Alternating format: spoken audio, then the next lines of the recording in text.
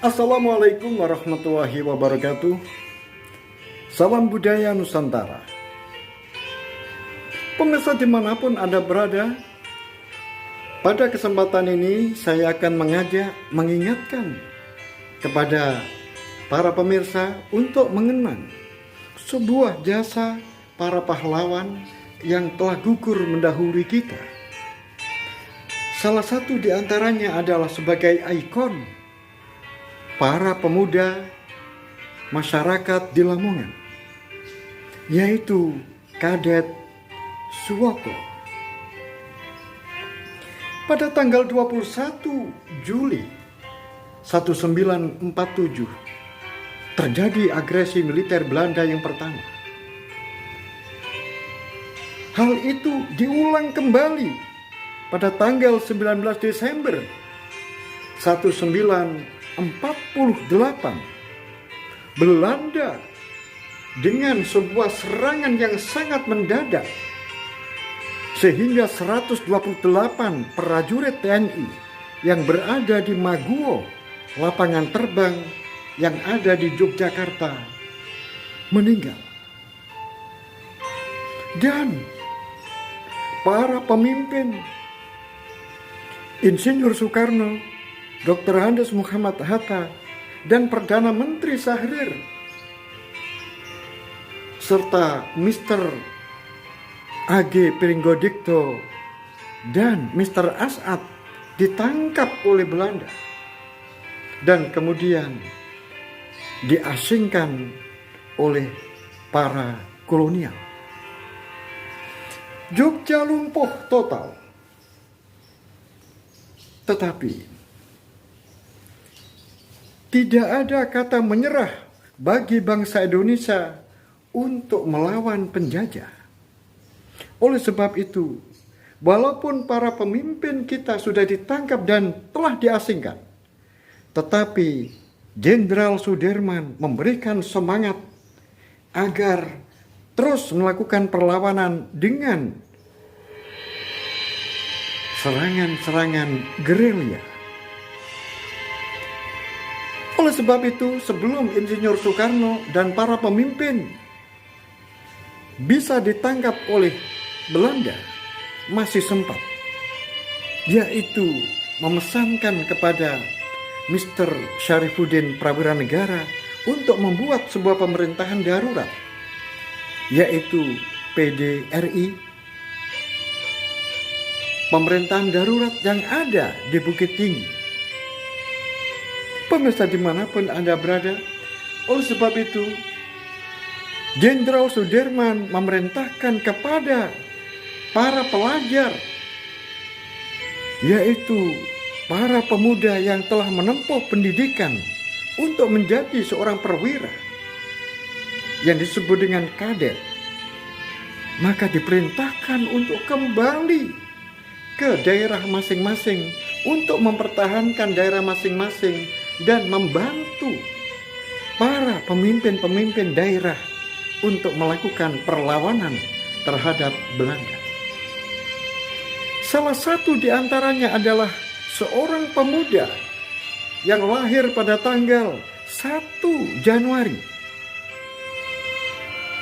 tahun 1928, yang ketika itu umurnya 21 tahun.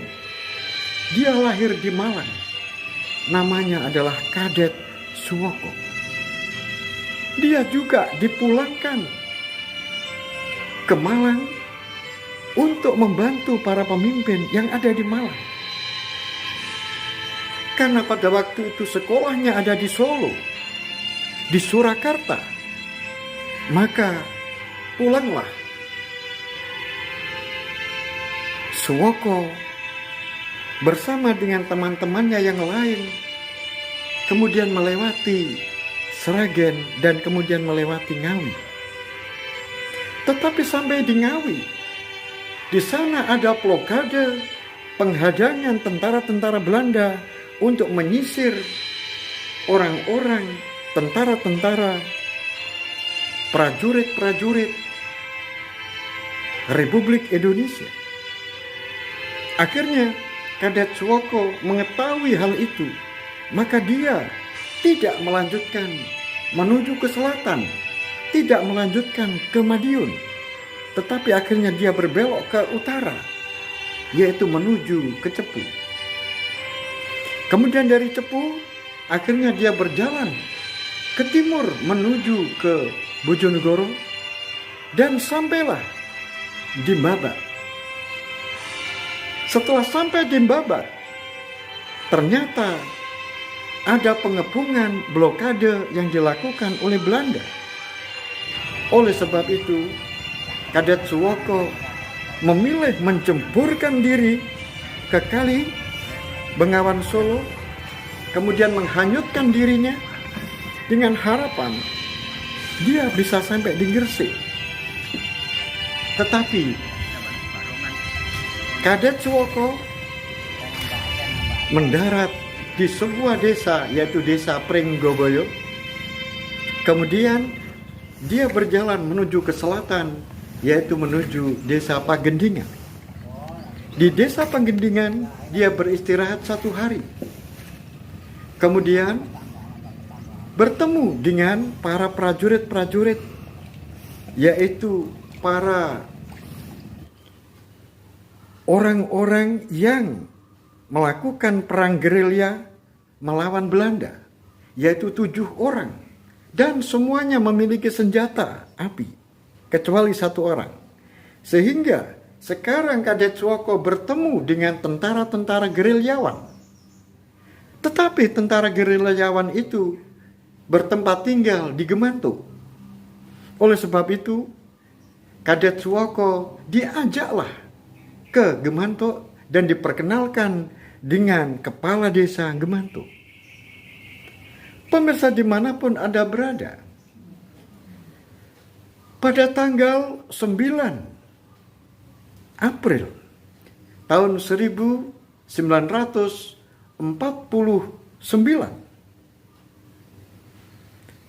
pada jam 5 sore atau 17.00,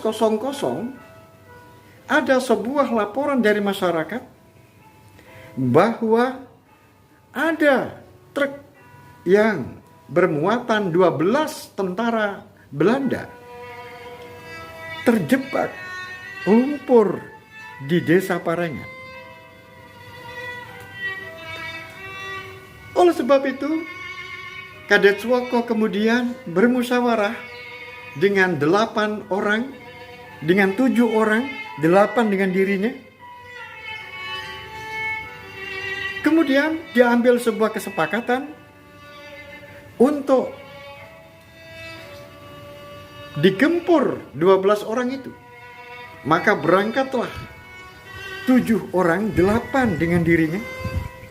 Tetapi karena yang satu tidak memiliki senjata api, oleh sebab itu temannya, tentara yang belum memiliki senjata api itu, kemudian diberikan saran agar menunggu di Gemanto saja. Dan itu pun disetujui oleh yang lain. Akhirnya berangkatlah, yaitu Kadet Suwoko berserta 6 orang sahabatnya menuju ke tempat lokasi di mana truk itu terjadi sebuah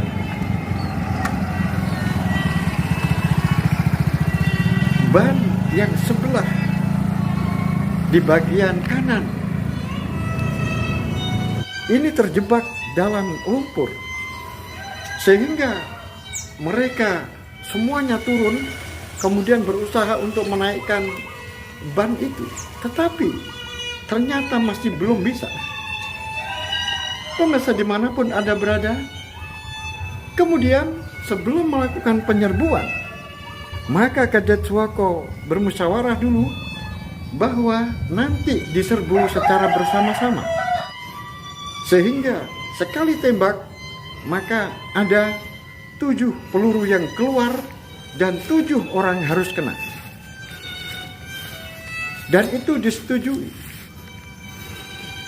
Kemudian Kadet Swoko beserta sahabat-sahabatnya dengan prajurit-prajurit bawahannya kemudian berjalan kaki hingga sampai di Pagendingan, kemudian sampai ke Pasar Sore.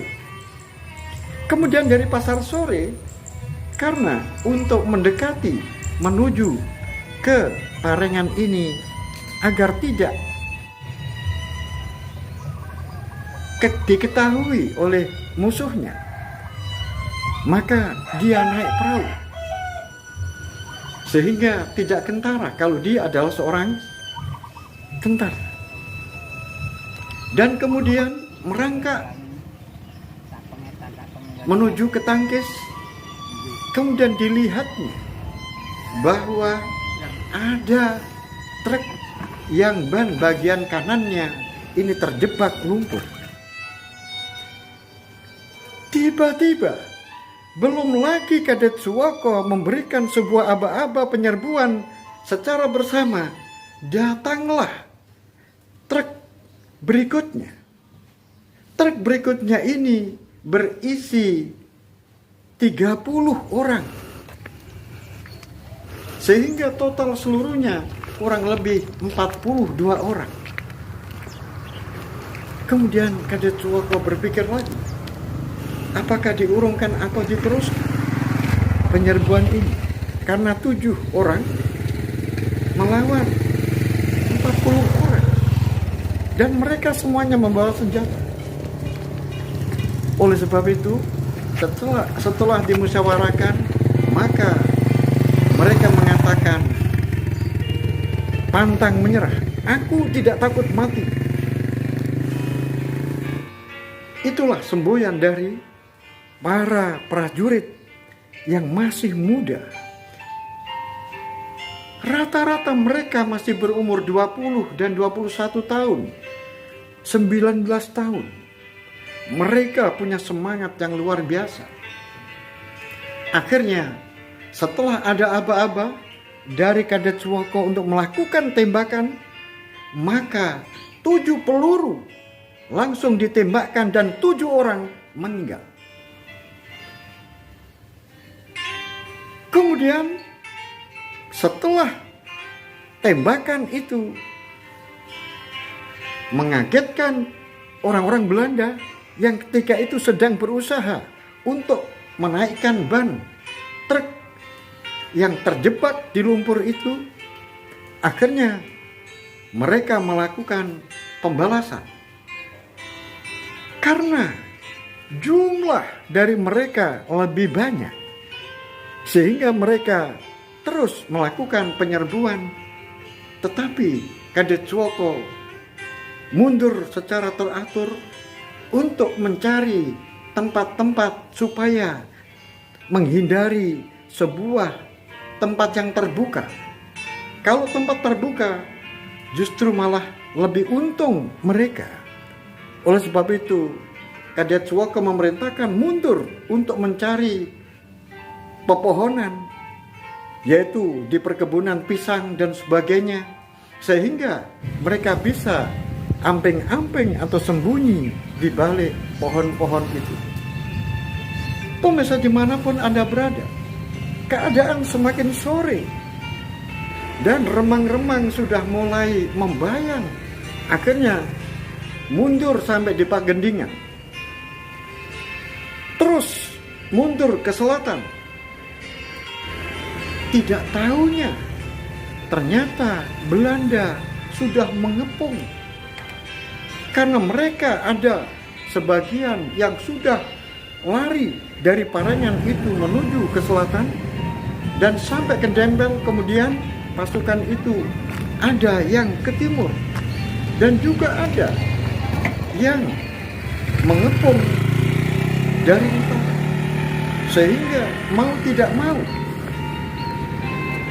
Kadet Swoko harus melakukan pertempuran, karena pasukan Belanda yang arah dari Dempel menuju ke timur ini sudah sampai di perempatan Gemanto, yaitu kalau ke selatan adalah Gemanto, kalau ke utara menuju ke Pagendingan atau ke Kanugrahan, kalau ke timur menuju ke Sumberwudi, tetapi kalau ke barat menuju ke perempatan Dempel. Nah, Belanda sudah sampai di perempatan Gemantuk. Mau tidak mau, Kadetsuwoko harus melakukan perlawanan karena mereka sudah dalam keadaan dikepung. Maka terjadilah pertempuran. Tetapi nekat para prajurit-prajurit pimpinan Kadetsuwoko ini untuk menerjang ke selatan, yaitu menerjang barisan tentara-tentara yang menghadang di perempatan itu. Tetapi mereka 2 orang tertembak langsung, termasuk Kadetsuwoko. Akhirnya setelah bersembunyi di pisang-pisang, di pohon-pohon pisang, tetap saja tertembus oleh peluru dan kebetulan kena lengannya dan kemudian kena kakinya, sehingga larinya tidak bisa dan akhirnya tertangkap. Dan setelah tertangkap, Kadetsuwoko tetap melakukan perlawanan sampai dengan titik darah yang penghabisan. Dan dia mengatakan, aku tidak mau menyerah. Aku memilih mati daripada menyerah kepada musuhku. Itu adalah semboyannya. Dan akhirnya, pemirsa dimanapun Anda berada, 3 orang berhasil lolos. Tetapi 4 orang, termasuk Kadetsuwoko, kemudian Widodo, dan Sukairi, dan Lasiban, mereka semuanya terbunuh. Dan kemudian sama, bukan berarti tidak membawa korban dari pihak Belanda. Di pihak Belanda sekitar 14 orang mati. Jadi ketika terjadi penembakan awal itu 7 orang menjadi korban. Kemudian setelah dia lari sambil mengambil tempat persembunyian, dia berhasil membunuh 7. Sehingga jumlah seluruhnya adalah 14 orang di pihak Belanda dan di pihak Kadetsuwoko 4 orang. Dan akhirnya 4 orang itu dimakamkan di desa Gemantuk. Pemirsa dimanapun Anda berada, untuk mengenang kepahlawanan dari seorang pemuda, yaitu Kadetsuwoko dan teman-temannya, maka dibuatlah tugu peringatan yang berada di wilayah desa Kanugrahan, tetapi dekat dengan wilayah desa Gemantuk. Tepatnya adalah di sebelah kiri jalan poros dari Sumberwudi menuju ke Dempel, dan letaknya ada di sebelah selatan jembatan dan di sebelah baratnya kali. Di situ tertulis bahwa telah gugur 4 orang pahlawan kemerdekaan, yaitu Kadetsuwoko, kemudian Widodo, Sukairi, dan Lasiban. Dan akhirnya pemirsa dimanapun Anda berada, untuk mengenang jasa-jasa, maka pada tahun 1975, ketika itu saya masih kecil, ketika itu saya masih kelas 5 SD. Ketika itu saya masih ingat, bupatinya adalah Bapak Letnan Kolonel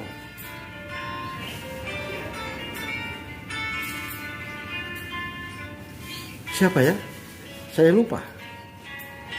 Itu membuat sebuah patung, yaitu patung Kadek Swoko yang sekarang menjadi ikon dari Kabupaten Lamongan. Pemirsa dimanapun Anda berada, begitulah cerita yang ketika itu saya di SMP masih sempat mengikuti sebuah tapak tilas, yaitu napak tilas perjuangan dari Kadek Swoko. Mulai dari Dempel sampai dengan Lamongan. Dan itu semuanya dilakukan pada malam hari dan sangat menyenangkan. Pemirsa dimanapun Anda berada, sampai di sini apa yang telah saya sampaikan semoga ada guna dan manfaatnya. Sampai di sini akhirul kalam. Billahi taufiq wal hidayah. Waridha wal inayah. Assalamualaikum warahmatullahi wabarakatuh. Salam budaya Nusantara. Merdeka!